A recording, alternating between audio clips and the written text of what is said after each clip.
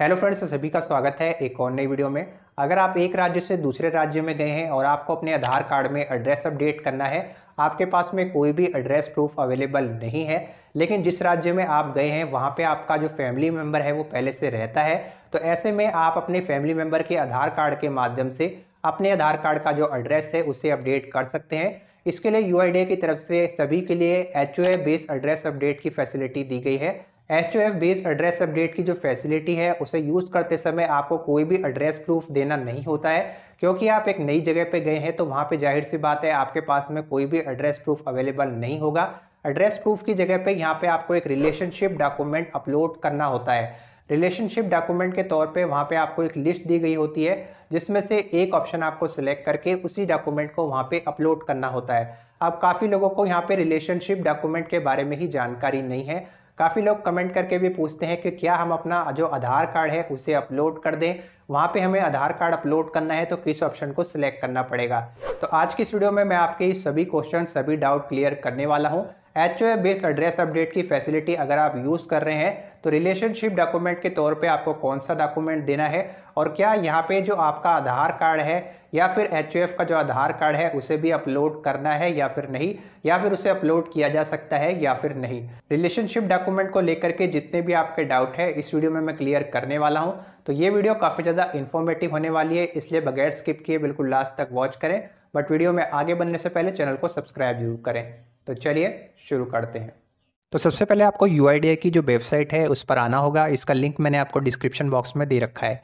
यहाँ पे आने के बाद में आपको एक सपोर्टिंग डॉक्यूमेंट की जो लिस्ट है जो कि यूआईडीएआई की तरफ से आप सभी को प्रोवाइड करवाई गई है, उसको आपको यहाँ पे डाउनलोड करना है, ताकि आपको पता चल पाए कि जो रिलेशनशिप डॉक्यूमेंट आप यूज़ करते हैं एचओएफ बेस्ड एड्रेस अपडेट के अंदर, वो रिलेशनशिप डॉक्यूमेंट के अंदर कौन कौन से डॉक्यूमेंट आप यूज़ कर सकते हैं। इसके लिए यहाँ पे आपको ऊपर की तरफ देखिए काफ़ी सारे ऑप्शन मिलेंगे। अगर आप मोबाइल से ओपन कर रहे हैं तो यहाँ पे आपको माई आधार का एक ऑप्शन इस तरीके से देखने को मिल जाता है, और यहाँ पे आपको डाउनलोड के सेक्शन में आना है, और लास्ट में आपको list of supporting document for Aadhaar enrolment and update, यहाँ पे आपको एक पीडीएफ फाइल दी गई है, इसको आपको डाउनलोड कर लेना है। इस पीडीएफ फाइल को जब आप ओपन करेंगे तो यहाँ पे देखिए आपको सपोर्टिंग डॉक्यूमेंट की एक लिस्ट दी गई है। सबसे पहले तो आपको पेज नंबर 5 पे यहाँ पर आ जाना है, और यहाँ पे आप ऊपर लिखा देख पाएंगे कि अगर आपको आधार कार्ड में किसी भी तरीके का अपडेट करना है, कोई इन्फॉर्मेशन आपको अपडेट करनी है, चाहे एड्रेस हो, नेम हो, या फिर डेट ऑफ बर्थ हो, या फिर कहीं पर आपको एड्रेस चेंज करना है, तो ऐसी कंडीशन में कोई भी अपडेट अगर आपको आधार कार्ड में करना है तो किस चीज़ के लिए कौन से डॉक्यूमेंट यहाँ पर आप यूज़ कर सकते हैं और कौन से डॉक्यूमेंट अलाउ नहीं है, उनका इस्तेमाल आप नहीं कर सकते। आईडी प्रूफ के तौर पे कौन कौन से डॉक्यूमेंट आप यूज़ कर सकते हैं, एड्रेस प्रूफ के तौर पे किन किन डॉक्यूमेंट का यहाँ पे इस्तेमाल किया जा सकता है, साथ ही साथ डेट ऑफ बर्थ के प्रूफ के तौर पे कौन कौन से डॉक्यूमेंट आप यूज़ कर सकते हैं, और साथ ही साथ देखिए यहाँ पे आपको बताया गया कि रिलेशनशिप प्रूफ के तौर पे यानी रिलेशनशिप डॉक्यूमेंट के तौर पे आप कौन सा डॉक्यूमेंट यूज़ कर सकते हैं और कौन से डॉक्यूमेंट यहाँ पे यूज़ नहीं कर सकते। तो देखिए यहाँ पे जब भी आप एचओएफ बेस्ड एड्रेस अपडेट की फैसिलिटी यूज़ करते हैं तो उसके अंदर आपसे एड्रेस प्रूफ नहीं मांगा जाता है, क्योंकि आप एक नई जगह पे गए हैं और उस नई जगह पे आपके पास में कोई भी प्रूफ अवेलेबल नहीं होगा। तो इसलिए वहाँ पे आपका कोई फैमिली मेम्बर अगर रहता है तो आप अपने फैमिली मेम्बर के आधार के माध्यम से अपने आधार कार्ड में जो एड्रेस है उसे अपडेट कर सकते हैं, लेकिन इसके लिए आपको एक रिलेशनशिप डॉक्यूमेंट वहाँ पे अपलोड करना होता है। अब यहाँ पे काफ़ी लोगों को जानकारी ही नहीं है कि रिलेशनशिप डॉक्यूमेंट यहाँ पे किसे कहा गया है, रिलेशनशिप डॉक्यूमेंट के तौर पर कौन कौन से डॉक्यूमेंट अपलोड कर सकते हैं। हालांकि इस संबंध में मैं आपको काफ़ी सारी वीडियोज़ ऑलरेडी प्रोवाइड करवा चुका हूँ, लेकिन फिर भी आप सभी के मन में डाउट रहते हैं। काफ़ी लोग कमेंट करके पूछ रहे हैं कि हमने तो अपना आधार कार्ड अपलोड किया था, या फिर हमने आधार कार्ड वहाँ पे डाउनलोड करके अपलोड कर दिया, लेकिन जो हमारी एप्लीकेशन है वो वहाँ पे रिजेक्ट हो गई। तो देखिए अगर जाहिर सी बात है आप अपने आधार कार्ड में अपडेट कर रहे हैं, तो ऐसा नहीं है कि आप अपना आधार कार्ड अपडेट कर रहे हैं और आधार कार्ड ही अपलोड कर दें। आधार कार्ड में आप यहाँ पे अपना एड्रेस चेंज कर रहे हैं एचओएफ बेस्ड एड्रेस अपडेट की फैसिलिटी को यूज़ करके। तो जितने भी लोग यहाँ पे अपना आधार कार्ड अपलोड कर रहे हैं या फिर एचओएफ का आधार कार्ड अपलोड कर रहे हैं, तो उनको मैं यहाँ पे बता दूं कि आपको यहाँ पे इस फैसिलिटी के अंदर आधार कार्ड अपलोड नहीं करना है। आधार कार्ड में आप कोई भी करेक्शन कीजिए, उसके लिए आपको कोई प्रूफ देना पड़ेगा। यहाँ पे आपको अपना आधार कार्ड अपलोड नहीं करना है, अदरवाइज आपकी एप्लीकेशन जो है वो यहाँ पे सीधे सीधे रिजेक्ट कर दी जाएगी।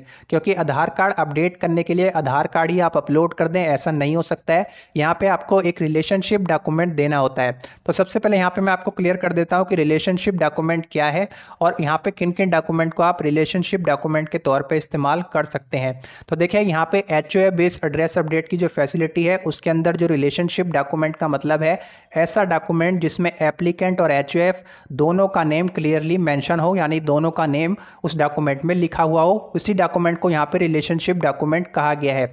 मान लीजिए आपको अपने पिता के आधार कार्ड के माध्यम से अपने आधार कार्ड में एड्रेस चेंज करना है, तो ऐसे में जो रिलेशनशिप डॉक्यूमेंट ऐसा होना चाहिए जिसमें आपके पिता का भी नेम लिखा हुआ हो यानी मेंशन हो, और साथ ही साथ आपका भी नेम उस डॉक्यूमेंट में मेंशन होना चाहिए। उसी डॉक्यूमेंट को यहाँ पे रिलेशनशिप डॉक्यूमेंट कहा गया है। तो ये चीज़ आपको अच्छे से समझ में आ गई होगी।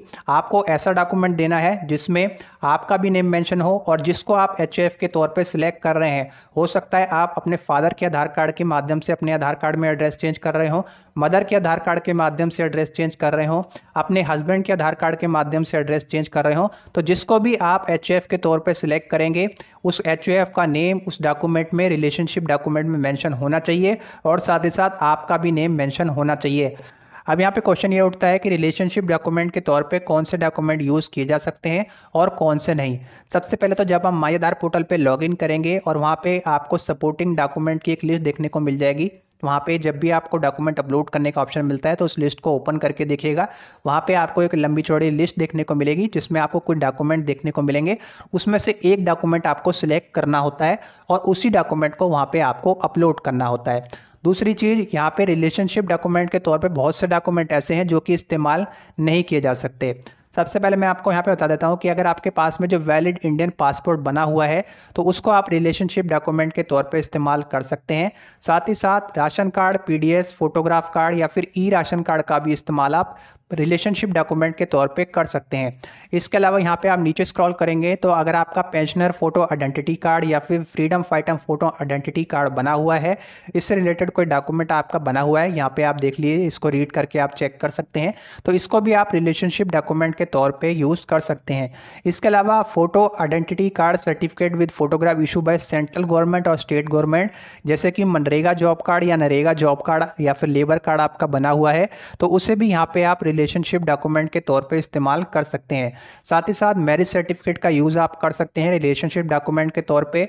ST, SC, OBC यानी जाति प्रमाण पत्र अगर आपका बना हुआ है उसका भी इस्तेमाल आप रिलेशनशिप डॉक्यूमेंट के तौर पे कर सकते हैं। इसके अलावा आप अपनी मार्कशीट या फिर certificate issue by recognised board of education, इसका भी इस्तेमाल आप रिलेशनशिप डॉक्यूमेंट के तौर पे कर सकते हैं। अगर आप ट्रांसजेंडर हैं, उनका जो सर्टिफिकेट है आपका बना हुआ है तो उसका भी इस्तेमाल आप कर सकते हैं रिलेशनशिप डॉक्यूमेंट के तौर पे। आपका जो बर्थ सर्टिफिकेट है उसका भी इस्तेमाल आप रिलेशनशिप डॉक्यूमेंट के तौर पे कर सकते हैं। साथ ही साथ family entitlement document issue by central government और स्टेट गवर्नमेंट, इसका भी इस्तेमाल रिलेशनशिप डॉक्यूमेंट के तौर पे किया जा सकता है।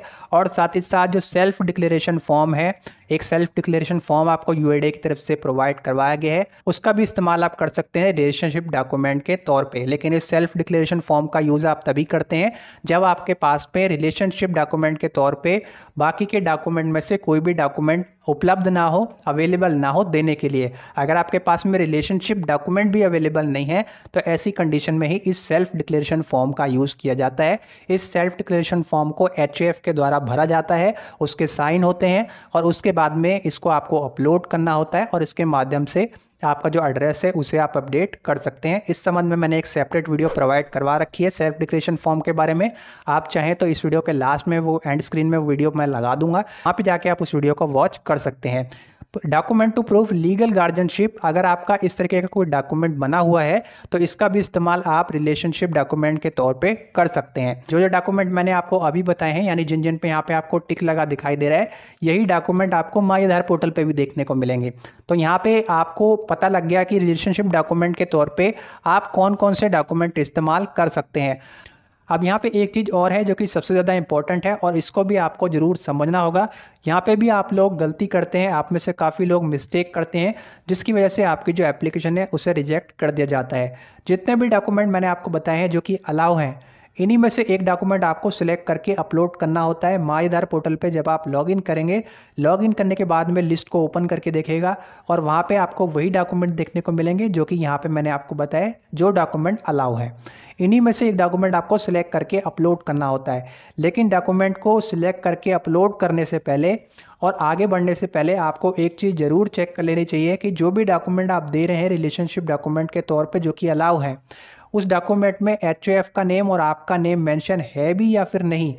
मान लीजिए आप एक मैरिड वुमेन है और आपको अपने हस्बैंड के आधार कार्ड के माध्यम से अपने आधार कार्ड में एड्रेस को अपडेट करना है या फिर उसमें करेक्शन करना है, चेंज करना है।